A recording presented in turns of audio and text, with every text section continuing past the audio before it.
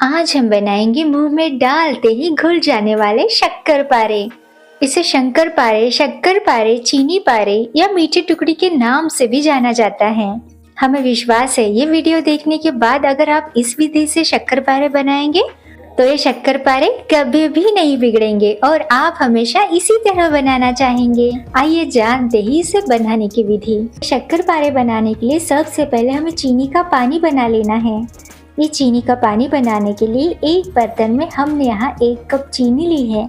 चीनी में 1 कप पानी मिलाएंगे और ये चीनी घुल जाने तक चम्मच से चलाएंगे।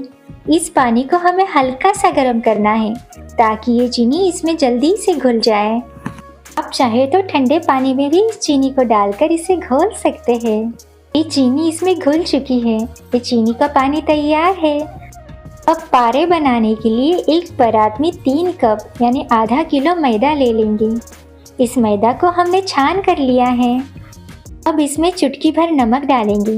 किसी भी मीठे व्यंजन में चुटकी भर नमक डालने से इस व्यंजन का स्वाद बहुत बढ़ जाता है। अब अच्छे से गरम किया हुआ आधा कप घी का मोयन इस मैदा पर डालेंगे और इस तरह इस सराटे से इसे मिला लेंगे। आप चाहे तो मोयन के लिए वनस्पति घी या तेल का उपयोग भी कर सकते हैं, लेकिन आपको सबसे अच्छा परिणाम घी से ही मिलेगा। अब इसे इस तरह हाथों से अच्छे से मसलते हुए मिला लेंगे। इस पारे का खस्ता होना, चपटा होना, कुरकुरा होना, फूलना सब कुछ इस मोयन पर निर्भर होता है। इसीलिए इस मोयन की मात्रा बिल्कुल सही होना बहुत जरूरी होता है। इसमें मोयन मिलाने के बाद इस तरह इसकी मुट्ठी बांधी जाए तो अच्छे से बंध जानी चाहिए। अगर ये मुट्ठी अच्छे से बंध जाए तो जान लीजिए कि मोयन की मात्रा बिल्कुल सही है। अब ये चीनी मिश्रित पानी को थोड़ा थोड़ा करते हुए इस आटे में मिलाते जाएंगे और इसका सख्त आटा गूंथकर तैयार कर लेंगे। इस चीनी मिश्रित पानी को थोड़ा थोड़ा करते हुए ही हमें इस आटे में मिलाना है और इस आटे को अच्छे से मसलते हुए गूंथ लेना है। हमने यहाँ आधा किलो मैदा के लिए 250 ग्राम चीनी, 250 ml पानी और 120 ml घी का मोयन लिया है। आप देख पा रहे हैं ये जो चीनी मिश्रित पानी हमने बनाया था उतने पानी में ही ये आटा गूंथ कर तैयार किया है। अब ये आटा गूंथ कर तैयार है। इसे 30 मिनट के लिए ढककर रख देंगे। अब 30 मिनट हो चुके हैं। अब इस आटे को अच्छे से मसल लेते हैं। ये आटा बहुत सख्त होता है तो इसे अच्छे से मसलना बहुत ज़रूरी है। अब इसे इस तरह मसलने के बाद ये आटा तैयार है। अब इस आटे में से एक लोई लेकर इस पाटे पर रखकर उसे मोटे आकार की रोटी की तरह बेल लेंगे। ये आटा ज़्यादा नरम नहीं होता। ये सख्त होने के कारण इसके किनारों में इसी तरह दरारें आती हैं, तो इसकी चिंता ना करते हुए जैसा हो सके वैसा इसे बेल लेना है। आप देख पा रहे हैं हमने इस रोटी को कितनी मोटाई में बेला है।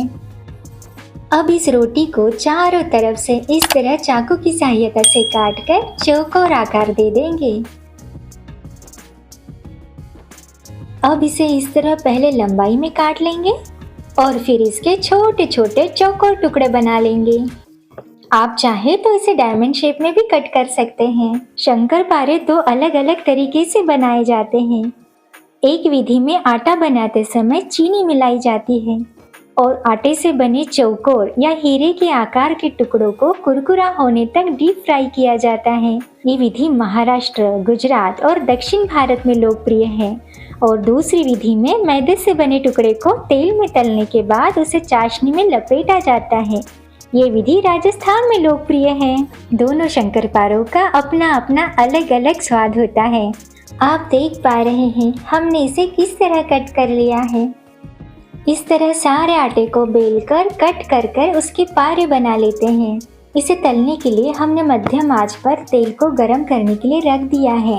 अब तेल में एक मैदे का पारा डालकर देखते हैं।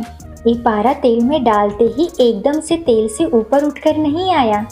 बस इतने ही मध्यम गर्म तेल में हम इस पारे को तल लेना है। अगर तेल इससे ज़्यादा गर्म हो तो ये पारे ऊपर ऊपर से पक जाते हैं और अंदर से कच्चे रह जाते हैं।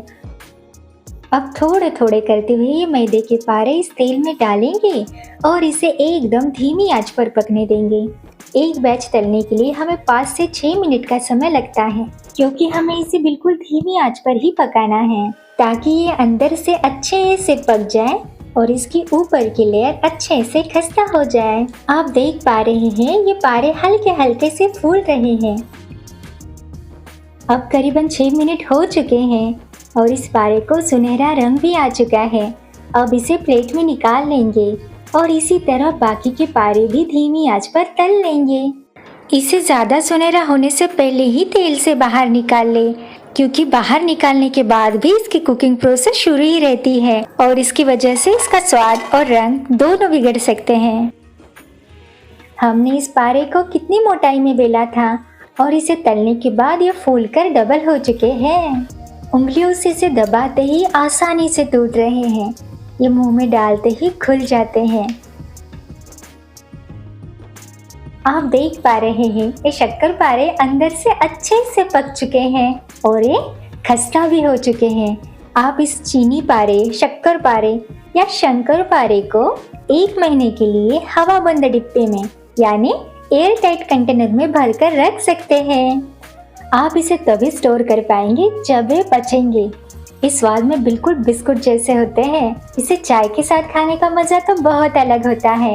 आप इसे एक बार इस तरह बनाकर देखिए और आपके अनुभव हमारे साथ भी बांटिए। अगर आपको ये रेसिपी पसंद आई हो तो इसे लाइक और शेयर करना ना भूलिएगा। और आप इस चैनल पर नए हैं तो हर्षरति रेसिपी चैनल को सब्सक्राइब कीजिएगा।